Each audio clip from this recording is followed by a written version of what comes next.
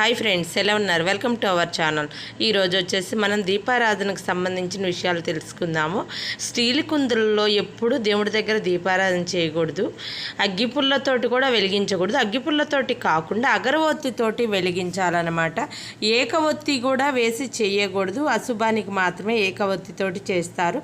దీపారాధన చేసిన తర్వాత మనం దీపారాధన కుందికి కుంకుమ బొట్టు పెట్టి దీపారాధన కొంచెం అక్షంతలు వేయాలి. విష్ణువుకి కుడివైపుగా ఉండాలి. ఎదురుగా దీపాన్ని వెలిగించి ఉంచకూడదు. దీపం కొండెక్కితే ఏంటో అని భయపడుతూ ఉంటాం కదా, అలా భయపడాల్సిన అవసరం లేదు. 108 సార్లు ఓం నమ శివాయ అని చెప్పేసి ఆ మంత్రాన్ని జపించి మళ్ళీ దీపారాధన వెలిగించుకుంటే ఎలాంటి దోషము ఉండదు. నాకు తెలిసిన విషయాన్ని మీతో షేర్ చేసుకుంటున్నాను, మీకు కూడా తెలుస్తుందని చెప్పాలనే ఉద్దేశంతో. నా వీడియో నచ్చితే లైక్ చేయండి, షేర్ చేయండి, సబ్స్క్రైబ్ చేయండి ఫ్రెండ్స్.